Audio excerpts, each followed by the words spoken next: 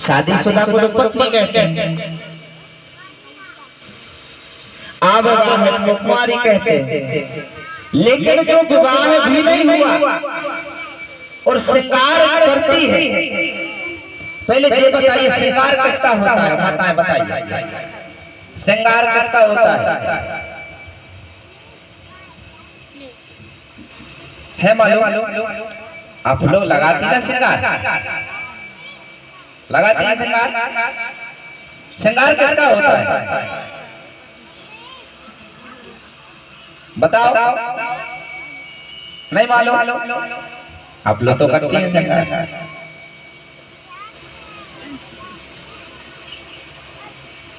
हमारे दादा लोग बताएंगे श्रृंगार किसका होता है। श्रृंगार किसका होता है? पति का। जिसका पति हो ताली बजाओ भैया उनके लिए। बहुत बहुत धन्यवाद।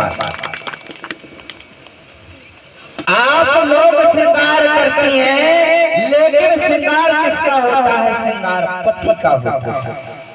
किसका होता है? पत्नी का श्रृंगार नहीं होता।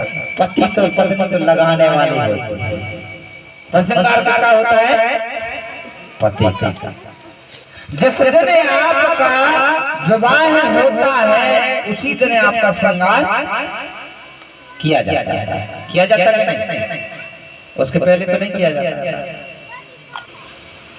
और अगर हमारे रहते हुए और अगर पति ना रहे तो श्रृंगार पति के साथ ही खत्म हो जाता है कि नहीं?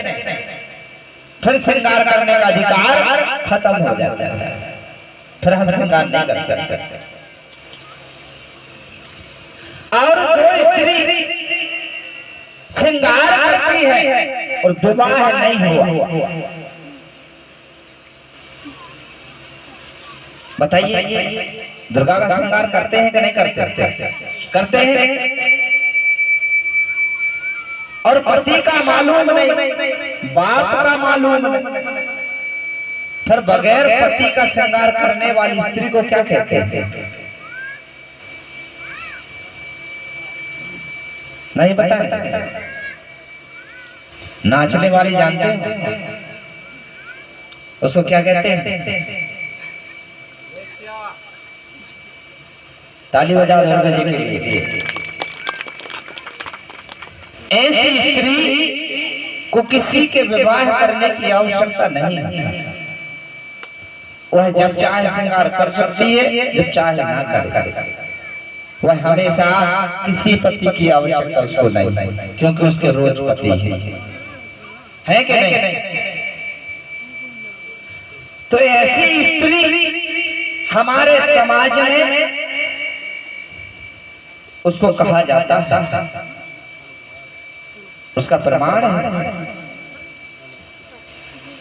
कि जब तक जो मूर्ति बनाई जाती है उस मूर्ति में जब तक किसी वेश्या के घर से मिट्टी ना लाई जाए तब तक वह मूर्ति नहीं बनती और उसकी पूजन की जाती है। हम लोग प्रकृति पुजारी हैं। हम क्या हैं? प्रकृति के पुजारी हैं। एसटी, एससी और ओबीसी के जितने भी हमारे सगा भाई हैं वो सारे लोग प्रकृति के पुजारी हैं। प्रकृति को मानने वाला आकृति की आवश्यकता नहीं होती। जहाँ पर सुमरन कर देंगे हमारी शक्तियां वहीं पर मौजूद है कि नहीं? जहाँ पर सुमरन करोगे आपकी शक्तियां वहीं पर मौजूद हैं। आज तुलसी कृत के अनुसार मानते हैं कि प्रकृति किस प्रकार है, तो समझने की जरूरत है और जानने की आवश्यकता है।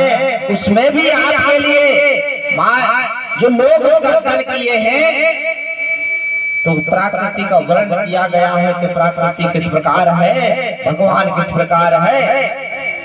तो बिन पग चले सुने बिन काना, भगवान कैसा होता है जो बिना पाँव के चल के आ जाए और बिना कान के सुन ले, वो भगवान कहलाता है।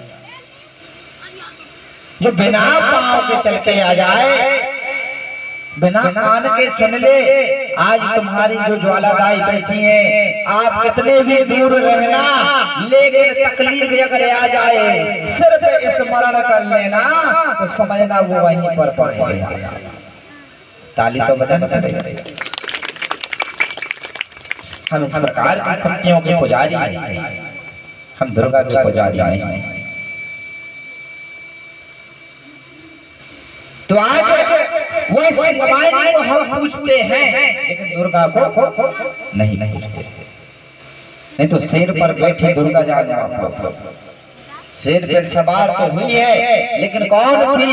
सिंहवाहिनी थी, जो कली जो यदुरावण मंडावे और सोना देवी की पुत्री थी।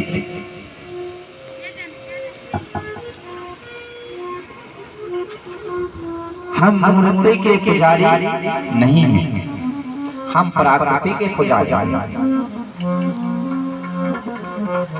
इस प्रकार से कली कंकाली सिंहवाहिनी महाकाली के रूप में उसने परिवर्तन किया। बच्चे बहुत शरारती थे, जो जंगल में बच्चे खो गए थे, शंभू ढूंढते ढूंढते शंभू को वह बच्चे मिल गए और शंभू उन बच्चों को लेकर घर आया।